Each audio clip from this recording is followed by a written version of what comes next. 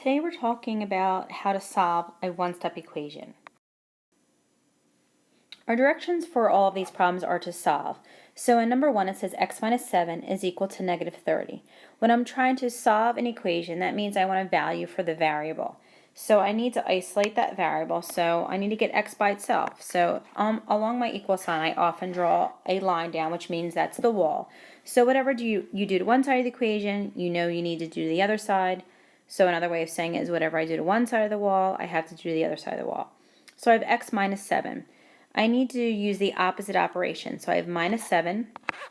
So I'm going to add 7. Whenever I do to one side, I do to the other side. So what happens now is my negative 7 and my positive 7 zero out, which is what I want. So I'm left with x by itself. And then negative 30 plus 7 is negative 23. The great thing about these problems is on a test or on your homework, you can always check it. And all I'm going to do to check it is I'm going to substitute negative 23 in wherever I see an x.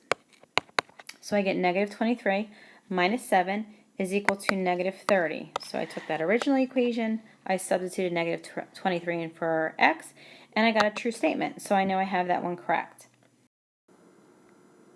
In number 2, I have x minus negative 14 is equal to negative 8. So I need to clean that up just a little bit. So that x, when I have minus a negative sign, that becomes a plus. So I have x plus 14 is equal to negative 8. Again, there's my wall. And I have a positive 14, so I need to do my opposite operation, which is subtraction. So I'm going to subtract 14 from either side. I have x is equal to negative 22. In number 3, I have 14n is equal to negative 8. So in order to solve for n, I need to do the opposite operation. So again, I'll draw my wall. I have 14 times n, so I'm going to divide both sides by 14. So my 14s here will simplify.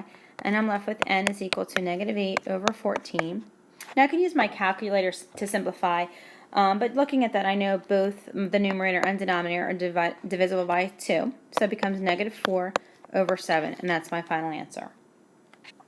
Now in number 4, I have k divided by negative 4, or k over negative 4 is equal to negative 2. So again, I have a division problem there, so my opposite operation on this one is I'm going to multiply both sides by negative 4. My negative 4's will simplify when I cross cancel, and I have k is equal to positive 8. In my last set of problems, number 5, I have 10 is equal to 2/3 x. So I want to get rid of that 2/3. I need to get that x by itself. There's my wall. Now there's two ways I can do this. The first way is I can multiply by the reciprocal. So the reciprocal of 2/3 is 3 over 2. Whatever I do to one side, I do to the other side.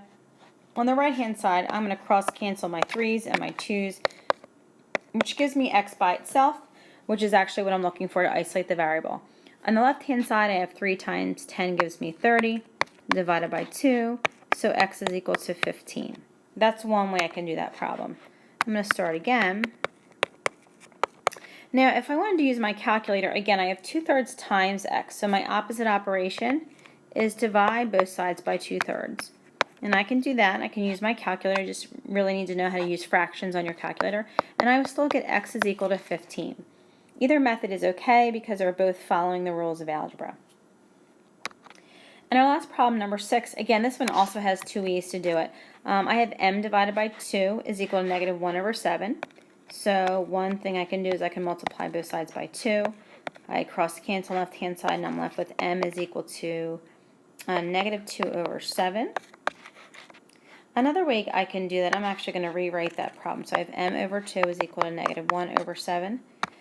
I can cross multiply, and when I cross multiply, I can do that when I have one fraction on either side of the equal sign, which is I have. So I'm going to cross multiply, and I'm going to take 2 times negative 1, which gives me negative 2. And then I'm going to take m times 7, and that's going to give me 7m.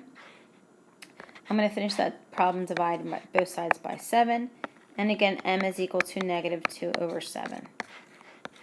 Okay, notice you have the same answer in both methods because they're both ways to solve it algebraically.